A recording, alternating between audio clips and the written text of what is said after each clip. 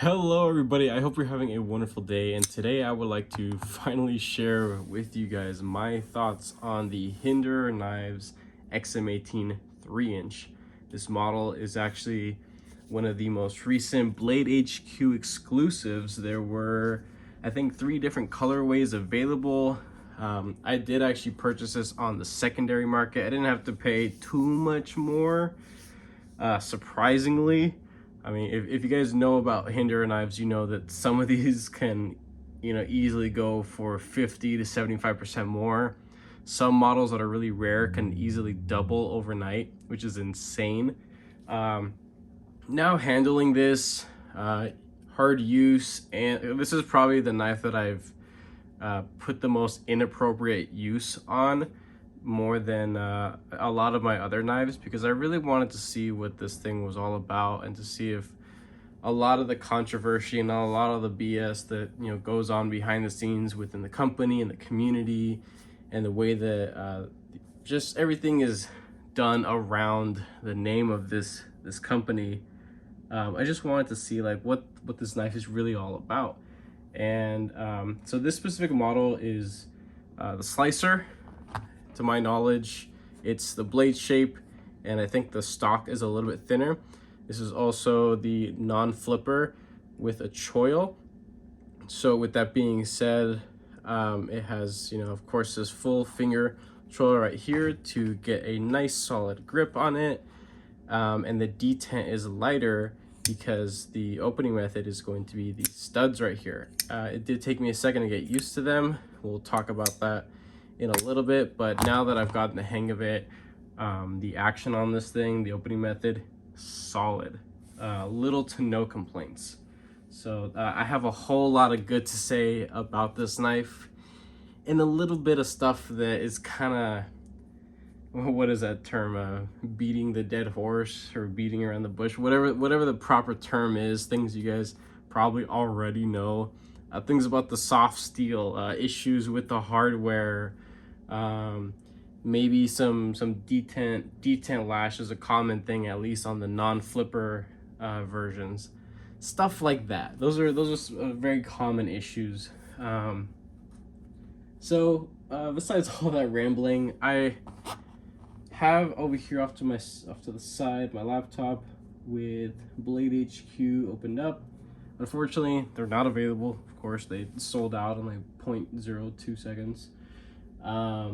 But the original price was $425 for a fully US made knife, with how high of a quality this is.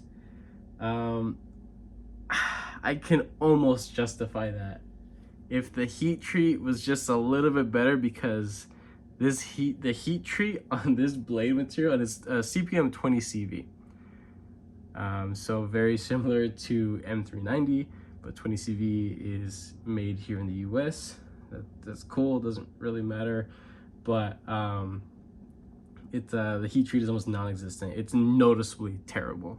And I don't really put a lot of use. I have a lot of knives in my collection that I frequently rotate through, so I don't ever really notice a whole lot of I guess degradation, or just the blade slowing down, essentially. This was probably one of the knives that I had to put my own edge on the fastest, or the earliest on in my time carrying it, because within the first 2 days of me just casually cutting stuff, I started noticing that the factory edge is kind of shitty, honestly. It's a little embarrassing. First and foremost, this is a knife. This is supposed to be a tool, something that you use to cut things with, and when it can't do that that's like, I would give the cutting edge of this thing kind of like a B-. If anything, if I were to put a grade on it, it's not that impressive. Really, any Chinese OEM company can easily outperform the factory edge, on at least my experience with this one Hinderer model. In the future, I do plan to pursue other Hinderers, but it's gonna take some time because these are very difficult to get, very expensive. but I am interested. It's almost kind of like a bug that you get. You kind of want more to be able to speak a little bit more confidently about it. And again, this is the only model I've ever experienced. I believe that my unit is a perfect unit. There are no flaws visually. The edge was perfect for what it was. There were no chips, no rolls. It just wasn't as good as it could have been. And even using my little pocket strap, I always carry this little guy with me. It's either in my actual pocket or in my jacket pocket. But this is the NAFSCO little pocket strap. I have the compound on there, pretty heavy, and a couple, you know, swipes on this, and it makes a world of a difference. It really does. So using that guy definitely brought out some better performance in that edge. But after a day or so, I did have to go and sharpen this thing. I have a Wicked Edge sharpening system, and let me check really quick what I put the... Okay, so the edge is 20 degrees both sides, and from the factory it was like 25, 26 degrees. So I laid the edge back a little bit, had to reprofile it, and it is truly a slicer now, and I'm very happy with the cutting performance. It is, you know, still a small but robust, I wouldn't say overbuilt, but it's definitely creeping on of being called an overbuilt knife in my opinion. I actually have some paper right here where we can go and test this thing on. My fiance and I were actually both passing this knife around. We were doing some yard projects, so we were using this to chop down some weeds and stuff. But the quick little strop, you can hear that it does snag a little bit, but you know, it's still a plenty good edge, so I'm happy with that.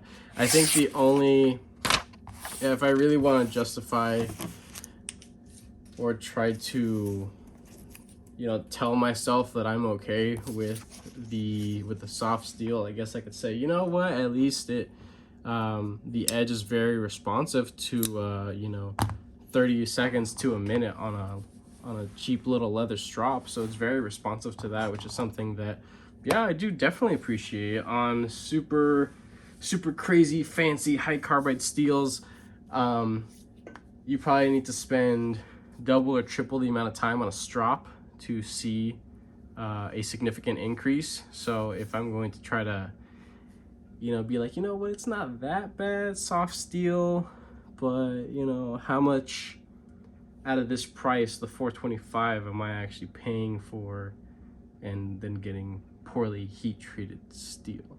Like, this is noticeably bad, but I'm gonna try to justify, tell myself it's okay so I can sleep at night, that what I spent was worth it, and being okay with soft steel.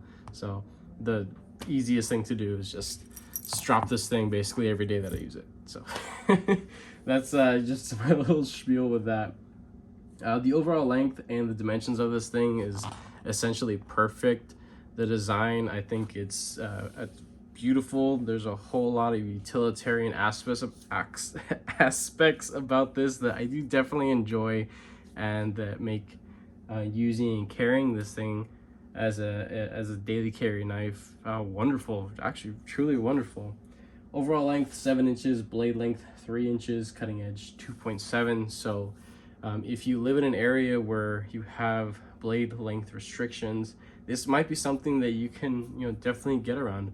I know this is kind of like the lesser favorite of the XM-18s because it is the smallest one. A lot of people really like the XM-18 3.5, and I understand why. Everybody likes bigger knives, no big deal, but I find that the 3-inch, it is perfect for all my daily tasks. I live in essentially an urban environment, so I'm not a breaking down game. I'm not prying open bombshell doors. I'm not, you know, chopping down trees regularly. This is just a tool to cut open packages, maybe chop up some food, some light food prep, cutting tags off of clothes, string. What else could I think of? Just any little minuscule tasks you can think of is what I typically use my knives for. I don't do anything stupid or inappropriate with them, but this is the one knife that I actually was essentially using as a small shovel. So what I was doing is, we've had a whole lot of rain here in Southern California, more than we've had within the last like 4 or 5 years. It's been insane. I'm very grateful for it. But my backyard, with all the crazy weeds that ended up coming from all the rain, we got these super intense hard-stemmed weeds, and these things are insane. I was trying to use my weed whacker to break through them, and it was just tearing up the line. It was really freaking annoying. I had to keep changing the spool, stopping what I'm doing and everything. So I decided, you know what, I've been carrying this thing, and the edge was already on the duller side. So I was just like, you know what, screw it, I'm just gonna go. And so I went in, I was, jamming this thing into the dirt, and, cutting out the roots, and, prying up any soft-ish stems, or just thick roots, just to be able to pull out a lot of the unwanted growth in the backyard. So this is really one knife that I would say that was inappropriate use, but you know what, it stood up to it, and it was very impressive. It had zero play, up or down. The edge for the first like inch and a half was essentially destroyed. There weren't any chips, but I did notice some little glints in the light at the right angle. So you can definitely see that there was some light rolling. And if you were to go to test it on paper or try to, shave a couple hairs, you would see that it snagged a lot. So what I did was, I didn't have time that day to go and bust out my whole sharpening system. So I hit it with the strop, and you know what? It was good to go, essentially. It was just fine. It wasn't anything super incredible. It was just fine. But once I finally got some time to go and resharpen this thing, it's amazing. I think the cutting geometry on this is wonderful now. I can truly stand behind calling this thing a slicer. So let's get the weight on this really quick. 3.3 ounces, nothing crazy. It doesn't feel like a brick. There are some knives that are kind of visually deceptive. They look like they don't weigh much, and you pick them up and you're like, oh geez, there's some heft to that. This, no, not really. You have a G10 scale and essentially a tie frame lock, tie clip, all steel hardware, even the back spacers. I believe even the back spacer standoffs are steel, and everything is very well machined. I will say, super impressive, all the hardware on this. Let's do some size comparison knives, and then we'll go back to just ranting again. So here we have it up against the all famous PM2 from Spyderco, a native 5, also by Spyderco. So definitely essentially the same exact size, and the reason why I love this size of XM-18 so much is because it's so reminiscent to my native 5, which, if you guys don't know already, it is one of my favorite knives for sure. Here we have it up against the Benchmade Osborne 940, a Benchmade bug out. It's actually bigger than the XM-18 3-inch, so that is something to think about.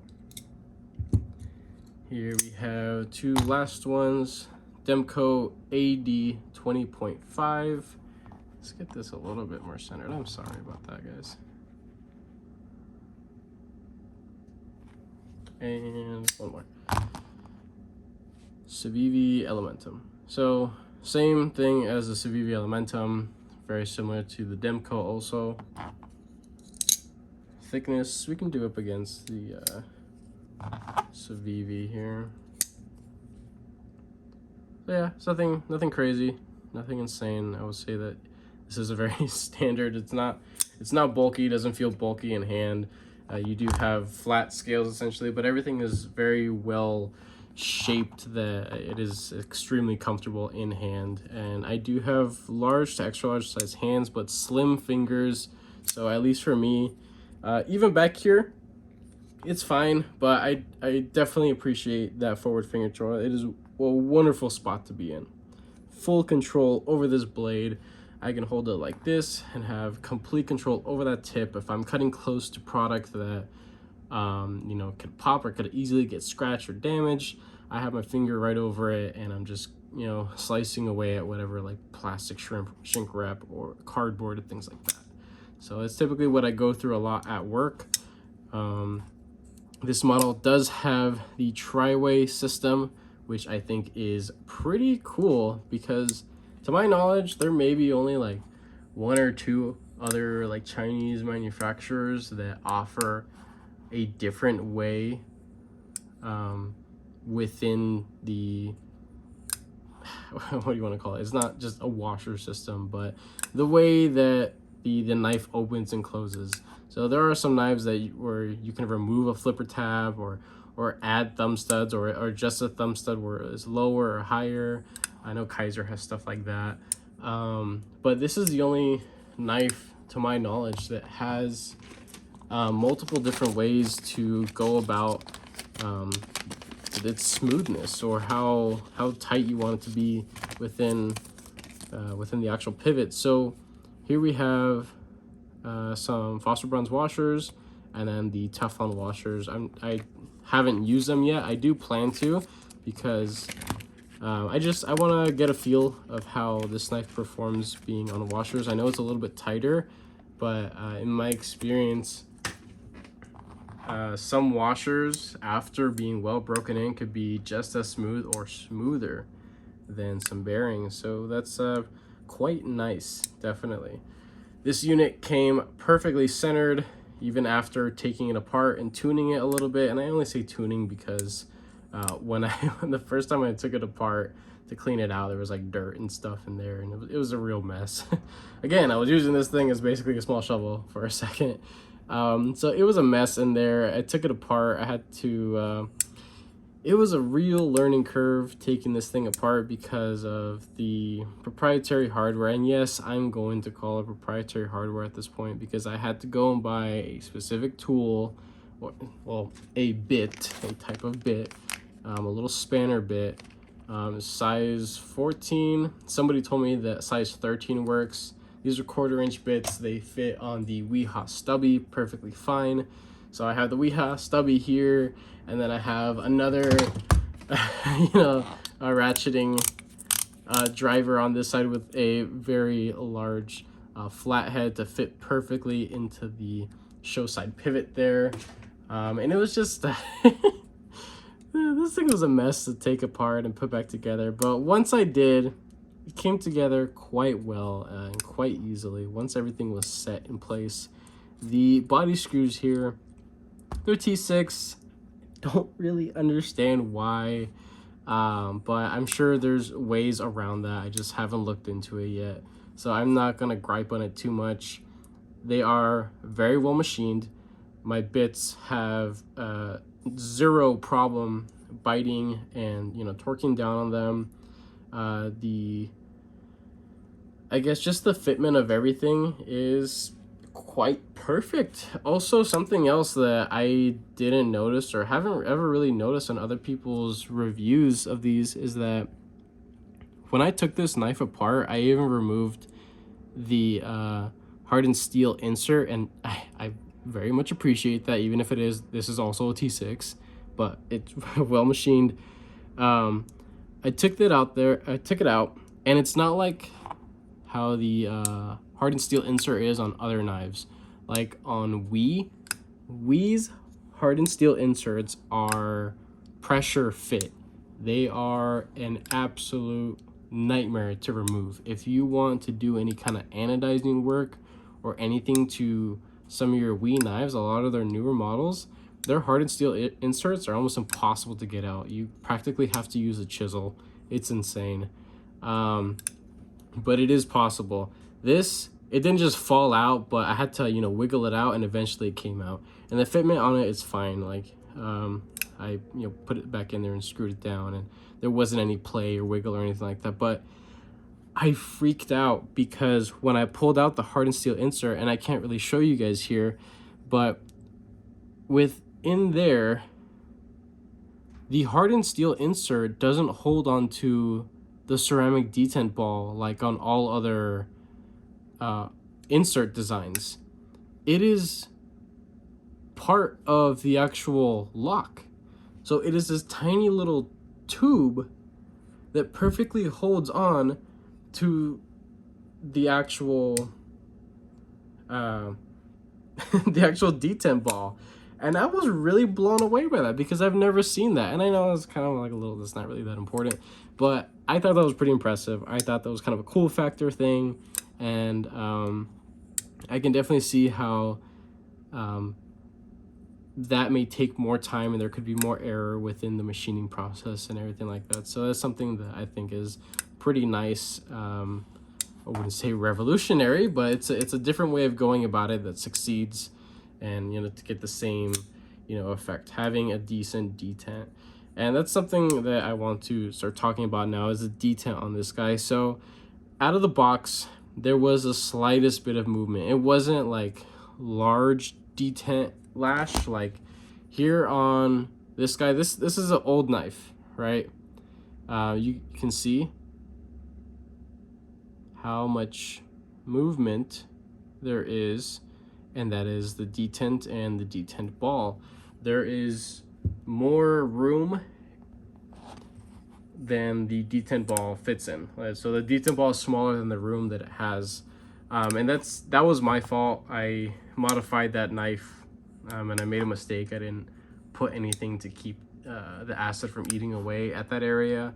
So my fault. It is a keeper knife. It's a project knife, not a big deal.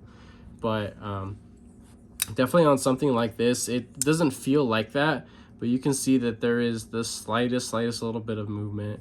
So that is something to consider when engaging and deploying the knife.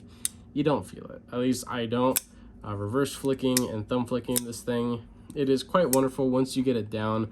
But I have to remember I can't sit on top like how I do on my Benchmade knives, because they have the sharp steps all the way up to the very tip. The studs on this are a little bit more refined, I'd say. The sharp steps, there are 3 of them essentially, but the very top is domed over. So if I try to sit directly on top and flip it out, I will miss. It'll essentially, the blade will never come out if I just try to use my skin, which is how I typically deploy a lot of my thumb-studded knives. But if I go further down, essentially resting my thumb on the blade itself and then pushing up, wonderful, absolutely wonderful. So that was a little bit different for me to get around, but once I got it down, it was fine, perfectly fine. So I already talked about the hardware, perfectly centered, the materials.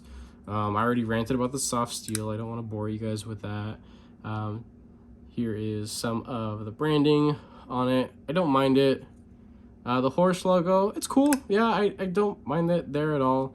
But the giant USA CPM20CV could have been done without. The little Triway logo right there, I think that's a cool little touch. Not everybody's going to know what that is, but for those who know, I think it's cool. I don't mind it. It's in a very discreet little spot there for sure. Let's just take a look at the finish again. You probably recognize some new scratches here up at the tip, maybe some discoloration, from using this thing. You can see some lines going down from me actually putting this into the dirt, getting little scratches. But the finish on here has held up quite well, and with my little system of putting an acid stonewash, I can quite easily replicate this, maybe make it even a little bit more better, honestly. So it's the same thing that I did on this guy. It's just a little bit heavier. So if I wanted to dull out the bright scratches, I just gotta dip this in some ferrochloric acid for a second, and it'll become a little bit more uniform looking. And that's what I believe they did here. So it was very dull scratch pattern. So this is the working finish. I appreciate it. I know Hinderer knives, they do so many different finishes and textures and crazy things like that, and I'm only speaking from the unit that I have here to experience, and I will say, yeah, you know what? I can get behind this. I'm okay with that. The thing with the soft steel, not the best thing, but I have my little pocket strap. I'm content with what I paid. I'm cool with it. The sting is gone now. I'm thankful to have this in my collection. I am looking to get a matching tie front scale here. I don't know how that's going to work out. It's probably going to be expensive, most likely. But that's just something that you guys might see in the future as a little upgrade video or scale installation video. You guys will see me fiddle around with a bunch of tools and bits and drivers and things like that, and probably scratch the crap out of a knife. But you know what? For 425 bucks, me just being me, I think that this knife is barely $400. 425, you know what? If you really want it, yeah, sure, go for it. You'll be completely fine and content. Just again, understand that this blade material is not gonna hold up. It just won't. So if you are an individual that when they first buy a knife and they want to go and slash and destroy every possible piece of cardboard in sight, you will dull out your knife with every slash, essentially, and you will feel it. You will notice it until you go and you put a higher angle, or excuse me, a lower angle edge on there to increase the cutting performance, and then, you know, maintain it with a little strop. At a certain point, even a strop won't be able to save the edge anymore, and you're gonna have to go and, you know, bust out your whole sharpening system and take more time. But for what it is, wonderful design. I think it looks great. There are some innovative things here. The action I have no issues with, and I can only really speak on 1/3 of its potential because I haven't experienced the Foster bronze washers or the Teflon washers. I don't really care for the Teflon stuff, but I will be putting in the Foster bronze washers because I'm curious to see how that's gonna go. I'm sure it's gonna go just fine. But with that being said, I hope you guys enjoyed this little review. I know it kind of rambled and was all over the place like I typically am. No surprise there. But yeah, no, this was definitely a fun one for sure. I like it. I will eventually be getting more Hinderers to show off and, you know, compare and talk about a little bit more confidently. But if you guys are subscribed, I definitely appreciate it. And if you guys are not, go ahead and consider subscribing and turning on your notification bell so you're notified of reviews, unboxings, giveaways, upgrade videos, and collection updates, and all that cool stuff. So with that being said, I hope you have a wonderful rest of your day.